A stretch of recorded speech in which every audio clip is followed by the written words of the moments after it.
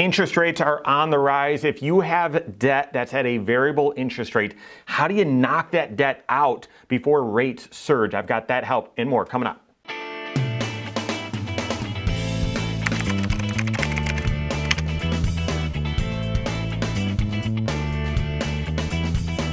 My name's Mike Bernard. I'm the host of the Wise Money Show. I'm also one of the certified financial planners right here at Korhorn Financial Group. Make sure you hit that subscribe button, turn on notifications, and smash that thumbs up button. All right, interest rates are set to rise. They're already going up throughout the yield curve. Sorry to get geeky there, but the Fed has said we're going to be raising rates 6 times or so this year. So if you've got debt and some of it is at variable rates, hopefully you don't and you've locked everything in, but if you've got debt and now interest rates are about to go up and your payments could go up, how do you get that debt paid off quickly before rates rise too much? Okay, let's get into these 5 steps that'll help you knock out the debt that you have. Number 1, it all starts with getting committed. You've got to get some commitment. You've got to either, whether that's working with your CFP and saying, okay, this is now the highest financial priority is getting out of this debt or getting out of debt period, or talking to your spouse about it. I don't care who or how you do it, but you've got to start with a level of commitment. Why? Because going from accumulating debt, so borrowing more money, okay, to actually paying it down, you're going to have to say no to some things. There's going to need to be some behavior change. It's easy to say no to those things when you have a compelling yes that you're saying yes to.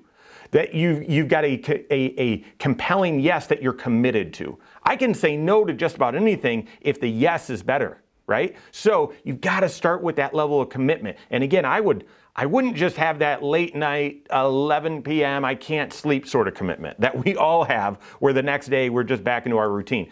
Something, work with another person on it, work with your CFP on it, talk to your spouse about it, but you've got to start with reprioritizing your financial commitments and get committed to paying off this debt.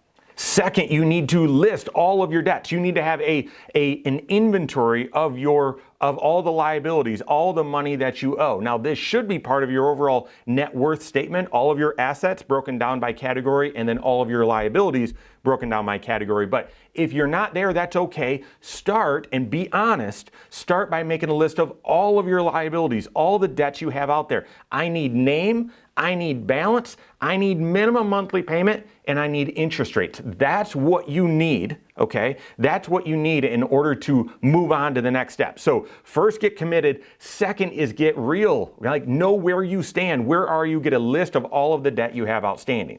Third, know your budget. And I'm not talking about know how much you spend at Taco Bell versus how much you spend at Costco. No, know how much money on a monthly basis you can apply towards paying down debt. How much total in your budget can go towards debt payments, right? It's going to be a struggle if it's just the minimum amount, okay? It's going to be hard to make any progress on the debt if you can only afford the minimum amount. So you got to update your budget, see what adjustments you can make, what cuts you can make, what things you need to say no to so that you can say yes to getting debt free and getting out of debt. But that third step, update your budget so you can see how much can go towards or should go towards debt on a monthly basis.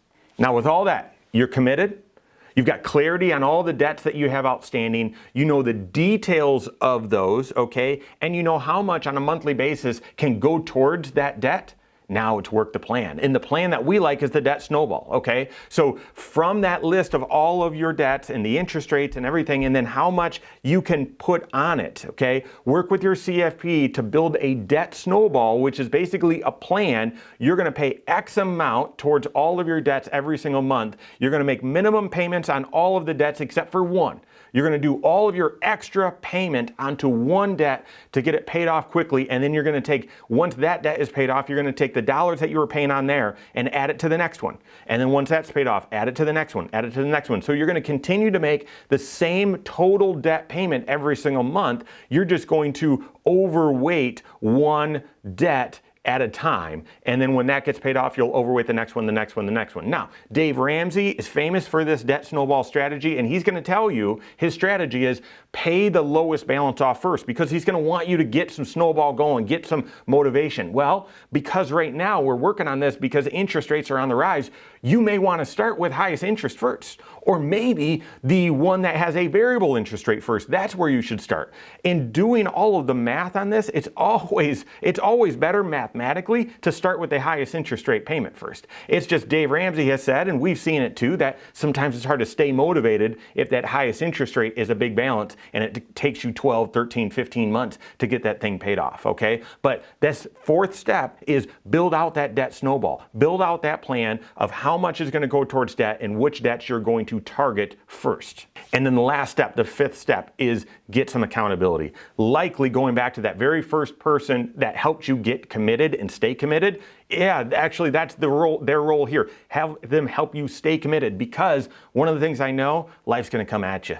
You're going to build this plan to get out of debt. It's going to take you several months or whatever, and life's going to throw curveballs at you, okay? And you've got to stay focused and stay committed. So not the accountability of just this mean, angry person that's going to yell at you for every mistake, nope, but someone to basically help encourage you along the way so you stay focused and don't get distracted, don't veer off course, okay? Sometimes this could just be a printout of your debt snowball of every payment that you need to make over X amount of months. You just put that on the fridge or have that on the counter, and you're checking that off each and every month, and then every 3 months or every 6 months you're connecting with your CFP saying, hey, I'm on track, or here's where I'm at, something like that. But that fifth step, once you've got that plan, is you then need that accountability, that person that you're going to check in with and make sure you stay on track.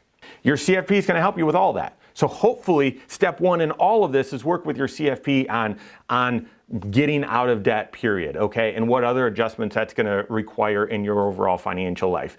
If you don't have a CFP, this might be the reason to get a CFP and get some help in this process. So if you have a CFP on your team, wonderful, work with them on this. If you don't, you can always contact my team. Find us online, Korhorn.com, that's Korhorn with a K. WiseMoneyShow.com, you can find us there as well, or send us an email, info@Korhorn.com.